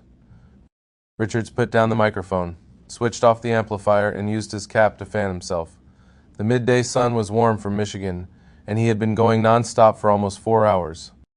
David Richards climbed down from the platform and headed towards the large storage building where the used bowling pins were kept. He wanted to see how the supply was holding out, and if he needed to have more brought up from the other facility. "Here he comes," whispered Teresa as she and Cindy peered outside through the space between the door and the frame. The two women quickly stripped off their shorts, underwear, and t-shirts and threw them under the table in the corner 8 feet to the right of the doorway. Cindy jumped up on the table and lay back with her legs spread. Teresa climbed on top of her, facing in the opposite direction, and started giggling. "Shh," Cindy hissed. "We don't want him to notice us right away." Teresa bit her lip and fell silent. David Richards opened the door to the storage building. As he walked into the structure, instinct made him reach for the light switch until his brain registered that he had left the fluorescents on. The boxes of used pins were on pallet racks against the far wall, and so he headed straight towards them without looking to either side.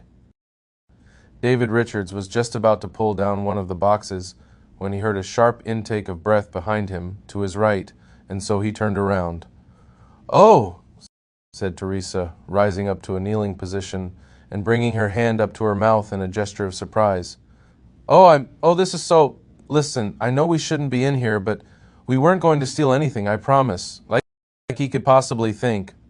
"That's what we were doing," Cindy thought, as she fought to keep from being convulsed with laughter. "Well, David Richards stammered. Please don't get us in trouble. We'll get out of here right away. Listen, I am really sorry. I hope you won't say anything about this to the manager because..." "I'm the manager," Richards said in his best, "here's some candy little girl voice. And who might you be?" "I'm Teresa, and this is my friend Cindy," the girl said as she hopped off the table. "Sin, we better get dressed." She bent over to look for their clothes, giving David Richards a rear view where he could confirm her lack of tan lines. "I hope we haven't embarrassed you, Mr. Richards," Cindy said as she sat up.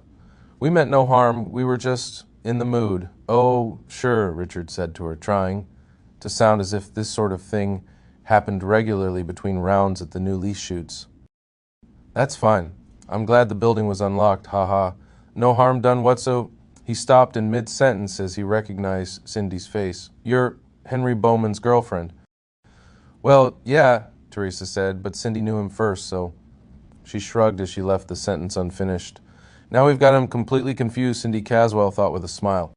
"Look, I've got to get back outside," David Richards said as he backed towards the exit. "So, put something to block the door and you can, whatever."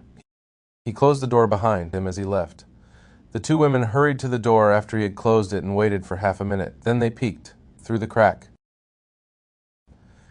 "Henry's walking up to him," Cindy said merrily. "He's asking him about us." Cindy and Teresa watched as Henry Bowman hailed the nervous-looking David Richards. "Hey, David, have you seen my girlfriend, Teresa? She and Cindy were supposed to meet me back near the ranges, and I can't find either one of them." Henry gave the other man a conspiratorial look. "I think Teresa's up for something other than shooting tonight." No, I've just been rounding some gear up from storage. Can't help you. Gotta run," he said quickly and hurried off. Henry made a show of looking around until David Richards was out of sight. Then he opened the door to the shed. "Did it work?" "I think your friend David Richards may be in love, Henry," Cindy Caswell said. Cindy's judgment about people had always been excellent, and this time did not prove to be an exception. Shooters ready, guns on the rail, timers ready. When Richards fired his blank pistol, the two men with Remington 1100 shotguns raised the muzzles of their weapons and began shooting at the 10 bowling pins standing on the long table 25 feet away. They worked from opposite ends, which was the way they had practiced for the unlimited two-man event. Both men shot well under pressure and did not rush themselves, and neither missed any targets. The shooter on the left was faster than the one on the right, and so both men's shot strings hit the 6th pin from the left at virtually the same time with their last shots. This bowling pin was driven violently off the table and came to rest some 20 feet back, in the grass. 308, 308, 307, 3.8. Okay, good job, timers. Score is 3.8. Score, David Richards called out as the pin setters hurried to put up 10 more targets. Looks like right now that's the time to beat. Next shooter, he called out. Then David Richards started laughing when he saw Henry Bowman step up to the line. Well, it looks like either we're going to need 5 watches on this one or just a sundial. Where's your partner, Henry? Cindy, come on up. Henry turned to his rotund friend on the announcer's platform. Rules don't say both shooters have to have guns. Got your ears and glasses on? He asked the young woman. This break throws a lot of shit out the sides. Cindy Caswell nodded and moved over to the side, then took a step back. Perfect, Henry told her. The gun Henry Bowman carried was an FN Model D, the final refinement of John Browning's bar and Henry Bowman's all-time favorite machine gun. The particular one in his hands was the last variant made before the full-auto-only Model D had been completely superseded by lighter, less expensive machine rifles. It had been made in the 1950s for Israel, and unlike earlier versions, it was barreled in 7.62 NATO caliber and used FAL magazines. Henry Bowman had removed the weapon's bipod, and in its place on the front of the gas tube had attached a sling swivel originally designed for a shotgun. He had also installed a sling swivel on top of the buttstock just in front of the steel butt plate. Attached to the 2 sling swivels was a long, padded M60 sling made of black nylon. The sling went around Henry's shoulder and neck and put the gun at waist level. Screwed onto the weapon's muzzle was a stainless steel muzzle brake designed by Henry's friend Bruce MacArthur, who was also friends with David Richards. Henry snapped a loaded magazine in place, gripped the gun for firing from the hip, and pushed with his arms to put tension on the sling. He was settling in with the weapon, making his concentration absolute. Point shooting, huh? Richards asked. You might do it. 6 watches to the timing stand, he yelled. David Richards had grown up point shooting an M1 carbine from the hip, and he was very good at it. He knew that with the FND on its slow rate of 350 rounds per minute, it was easy to tap off single shots by releasing the trigger, shooting the gun like a semi-auto. Shooter ready, gun on the rail, timers ready, Richards called as Henry pressed the Belgian bar down and forward, putting tension on the sling looped over his shoulder and down his back. Then David Richards fired his blank gun. At the sound, Henry Bowman raised the muzzle while keeping tension on the sling. He squeezed the trigger and held it down as he swung the Model D in a smooth arc. The 18-pound gun chugged away with almost no recoil, and 10 bowling pins were swept away one after another, as if a giant invisible hand had brushed them off the table. Jesus, one of the spectators yelled. Damn, echoed another. 1.8, cried out the 6 timers almost in unison. Henry removed the half-full magazine, which rendered the open-bolt gun safe. Set him up again, Henry Bowman yelled cheerfully as he put the magazine away and pulled a fresh one out of his bar belt. I've got the range. The next 2 sets yielded identical results. The rules called for shooting 4 tables of pins and discarding the worst time, but Henry declined to shoot his final table. No point. Only way to shoot a different time is to miss one. Time set by the cyclic rate. You going to let his time stand? One of the other competitors in the 2-man unlimited class asked. With a machine gun, David Richards gave out guns for prizes to most of the top finishers in the various classes, which in part accounted for the heated competition. The official judge will take it under advisement, Richards announced imperiously. Henry laughed. He didn't care about prizes, and he knew his friend would dream up some way of needling him at the awards ceremony. Hey, Henry, how'd you manage that anyway? Richards asked. I saw Steve McCreary do it with his Thompson in the subgun class a few years ago, and so I practiced a little at my range at home with my Belgian jackhammer here, he said, patting the FND. What Henry Bowman did not mention was that it had taken him 13,000 rounds of concentrated practice to time the first shot and match his swing to the pin spacing and the gun's cyclic rate. Bloody amazing, said a man with curly blonde hair and a broad smile. The speaker was standing behind David Richards, and Henry Bowman did not notice him. If he had, he would have stopped to talk. So, shall we go find our girlfriend? Cindy asked. That's a plan, Henry said easily. David Richards watched them walk away, not listening to what one of his timers was asking him. You should have seen his face when he saw us, Henry, Teresa said as she stepped naked out of the motel bathroom, toweling her hair. It was a really good gotcha, Cindy agreed, smiling at Henry and stretching out on her side of the king-size bed. She, too, was naked. Do you think we went too far? Teresa asked as she slid in bed between her 2 lovers. I mean, was it rude? He's our host, after all. I don't think he minded too much, babe, Henry told Teresa as he molded his body alongside hers and began to massage her bottom. No, I think Henry's right, Cindy agreed as she also pressed against the young woman, nuzzling her throat. Gun people are all pretty easygoing. June 20th, 1995. Anybody do it yet? Henry asked as he and Cindy approached the mock-up of the sniper's nest of the Texas School Book Depository.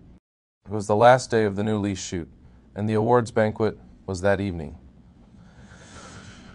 Nope, one of the competitors answered. Got 3 guys out of over 100 entrants who've made the 3 hits, but they're all at least a second and a half too slow. A couple of them said they'd have a better chance with open sights. The man was referring to the fact that the scope made it very difficult to get back on target quickly after the gun fired and the shooter worked the bolt. Go on and get in line if you want to give it a try. Take one of those Carcanos and do some dry fire practice while you wait. Henry took the man's suggestion. When his turn came up, he was able to score the 3 hits on the mannequins in the moving convertible in 6 seconds flat. Damn, one of the spectators breathed.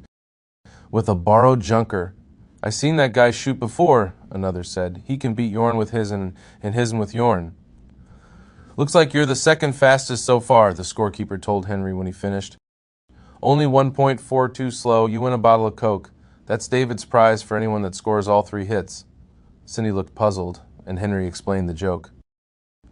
2 minutes after the shooting, Oswald was seen calmly drinking a Coke 5 floors down from where they found the rifle, and the rifle was at the opposite corner of the 6th floor from where it was supposedly fired. Yeah, another man broke in. David was going to make the shooters run over, dump the rifle, run down some steps, and put money in a vending machine, but he was afraid someone would have a heart attack and sue him. Was it what you expected? Cindy asked, referring to the results Henry had achieved. Pretty much. I mainly just wanted to see if my assessment when I was 11 years old was accurate. Which was? If Oswald did what the Warren Commission said he did, he was the best man with a bolt action in the whole country. And it's really hard to feature that the fastest bolt man in the entire United States would have a brain tumor. You mean because that's the only possible explanation for why he would try to assassinate the president? No, I mean because that's the only possible explanation for why he would try to do it with a Carcano. In the 9mm novice class, our top shooter is Cindy Caswell, David Richards announced in his rapid-fire speech pattern. Cindy stood up and went to claim her plaque as the others in the dining room applauded. Thank you, David, she said, shaking Richards' hand. Here, take a number, the host said, holding out a top hat. Cindy reached in and drew out a slip of paper with a number on it. The winners of all the classes drew numbers, which determined the order in which they would choose their prizes from the awards table. There were a number of guns in the $500 to $700 range to choose from, many more which were less valuable than that, lots of body armor, and enough shooting accessories for almost everyone who had entered. Good job, Henry said when she sat back down at the table. David Richards was announcing the next winner. What number did you get? Teresa asked. 11. Have you looked over the stuff? Yeah, he's got all kinds of good things. I'd like one of the .40 caliber clocks if they aren't all taken, or a C-camp. The C-camps will go quick, I bet, Henry told her. There's a long wait from the factory. Yeah. Well, worst case, Henry said with a laugh. You can get one of his new lightweight women's vests. Use it for one of your outfits on stage with a cop shirt and hat. Oh, the person who should do that is Teresa. Do you think he could fit her? Cindy asked, looking at their friend. David can fit anybody, and he'd probably pay to fit Teresa. The young dancer laughed. She had a 22-inch waist and a chest of which she and her surgeon were both very proud. If the guns I want are taken, that's what I'll do, Cindy decided. And finally, the 2-man unlimited class, David Richards announced. As Supreme Administrator for our life, I declare Guy Arnold and Tom battle the winners in this category with a time of 3.9 seconds. Congratulations, gentlemen, he said as the 2 men walked up and shook his hand. What about you, Henry? Teresa whispered. She looked around and saw that others in the room were talking amongst themselves, asking the same question. Don't worry about me, Henry told her. Thanks, great shoot, David, Guy Arnold said. Yeah, thanks, his partner agreed. The 2 men both drew numbers from the top hat. And now I would like to make a special announcement, David Richards said quickly. In the Unlimited event, I am starting the new Outlaw class, like the Run What You Brung class in drag racing. Some of our competitors live in non-machine gun states and are restricted to using inferior shotguns when they practice before coming up here for the big shoot. So I'm putting machine guns in the outlaw class. I've called it the outlaw class because you have to shoot so much ammo practicing, it puts you in violation of all these crazy arsenal laws they're talking about. Catcalls came from the audience at this comment. We're all in the outlaw class, David, shouted one man. That's the truth, the host agreed, and the winner of the first annual New Lease Outlaw competition is Henry Bowman. For this one, Henry doesn't draw a number, he gets his own special prize. Come on up here, Henry. The crowd cheered as Henry walked up and accepted the long cardboard box. Open it, someone yelled. Henry did and held up a break-open single-barrel shotgun with rifle sights. It was worth about $90. The crowd howled. Concurrent with the new outlaw event, Richards announced, I am creating the Shootaholic Rehab class, where you will be required to use a weapon like the one Henry Bowman has just won. You'll notice that this H&R shotgun is fully rifled, so you have to use slugs. The rehab class is for guys who are trying to quit. It is a 3-pin event. You'll be allowed only 3 rounds of ammo, and you'll have to use slugs, because the rifling will give you donut-shaped shot patterns with a hole about 4 feet in diameter at 25 feet. Oh, one other thing. You start with an empty gun. Gales of laughter came from the crowd as they imagined competing with a single-shot weapon under those rules. Henry Bowman laughed along with them and started to return to his seat. Wait a minute, Henry, you haven't claimed the rest of your prize, Richards said. Boys, he shouted. From the other end of the dining hall, pinsetters and other shoot workers began filing into the room one after the other. Each carried an identical cardboard box about the size of an airline carry-on bag. Each box was obviously heavy. As soon as each worker set his box down by the podium, he went out to get another. Soon there were 3 stacks of boxes, each as tall as a man. This event is going to require plenty of practice, Richards announced. So along with the gun, I'm including 25 cases of 12-gauge slugs. I hope you brought a trailer. The crowd went wild, cheering and stamping their feet as Henry shook David Richards' hand once more and went back to sit with the 2 women. Everyone there knew Richards had spent over $2,000 on Henry Bowman's prize. It was the kind of thing David Richards liked to do at his shoot. That's it for the awards, Richards announced. Dessert should be out shortly. Have at it, he instructed, and went off to find a seat at one of the tables. Earl, Henry said when he saw that his chair next to Teresa had been taken by a lean, muscular man in his 50s with short, curly blonde hair. I didn't know you were here. Lord, I haven't seen you in ages. Earl Taylor Edgerton stood up and clasped his old friend's arm. Didn't want to interrupt while you were enjoying the company of these 2 charming ladies, but when you went up to the front, I judged it was every man for himself. Cindy, Teresa, this is Earl Taylor Edgerton, formerly of Rhodesia, and a man who I haven't seen in years.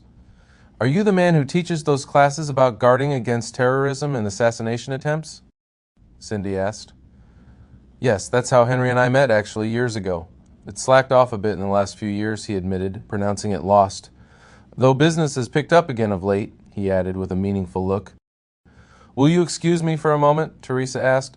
Mr. Richards is waving at me, and I think he wants something. Certainly, Henry said. He and Earl rose as the young woman got up and left the table. I think David is keen on your friend, Earl said to Henry and Cindy.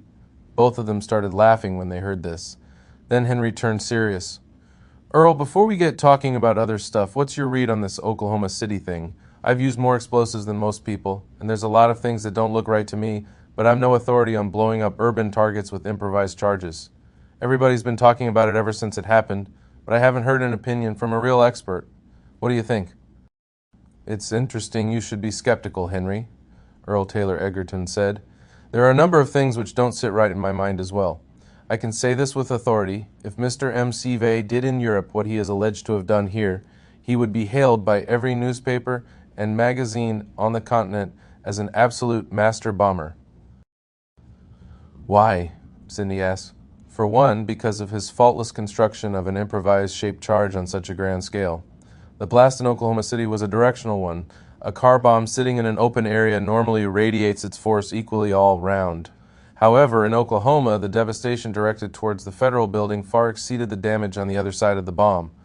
I saw a quick mention of the theory that the bomber used sandbags inside the vehicle to direct the blast, but I'll tell you straight, there's quite a bit more to it than that. Henry and Cindy both nodded in understanding. The next troubling bit, Earl went on, is the fertilizer issue. As you well know, ANFO is a low-grade explosive. It's good for shoving big heaps of earth aside when you put it in a series of holes in the ground, but to set it out in the open and expect it to shatter a structure meters and meters away with nothing but air between? No, he said simply. Those vertical steel supports were sheared off by a high-level explosion, like Semtex. That's why the news reports kept upping the amount of fertilizer that was in the van, Henry said immediately.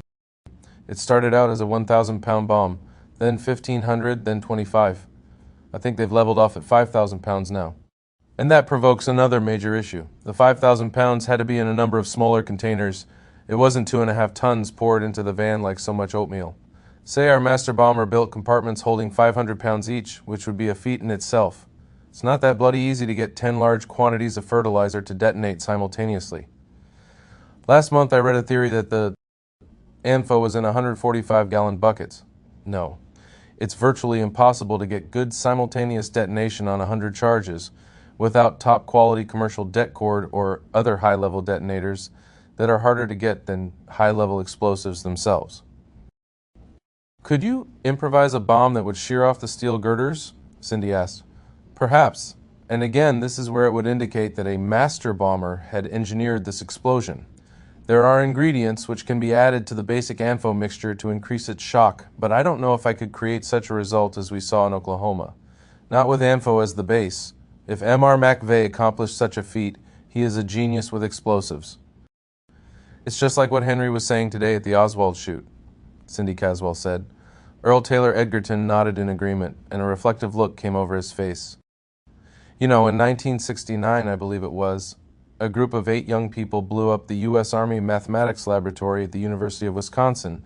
In that case as well, the explosives used were considerably more sophisticated than you'd expect to see a bunch of disenchanted students produce. The authorities caught 7% of the group, and as you'd expect, they were all near the bottom of the food chain. The 7 all agreed that the technical work had been done by the one other member, who no one seemed to know much about.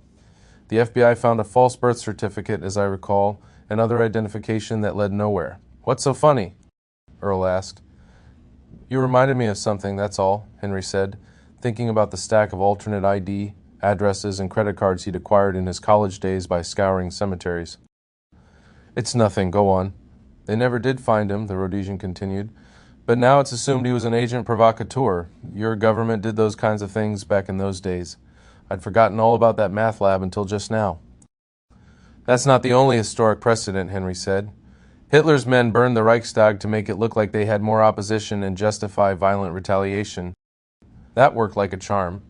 And at Amherst College, a few years after I graduated, someone burned a cross in front of the black fraternity when the campus Afro-Am organization was about to get its student funding reduced. Guess who finally confessed after his girlfriend ratted him out? The president of the Afro-Am organization, Cindy guessed. I must have told you the story before. Did they lynch the bugger? No, but it did put a strain on race relations at the school for a while from what I hear.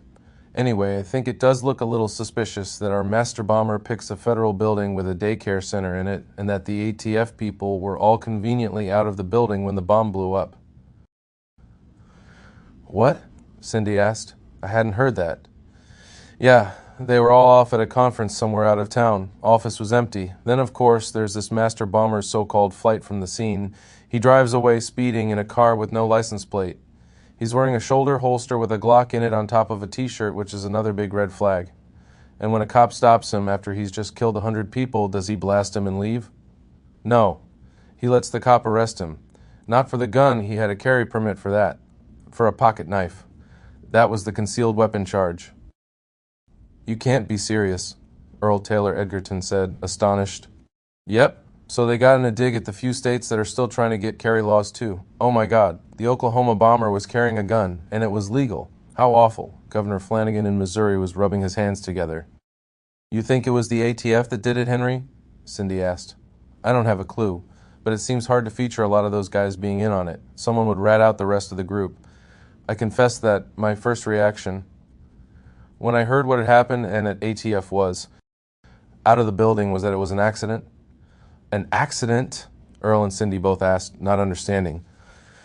Not an accident that a bomb went off, an accident that any people were killed.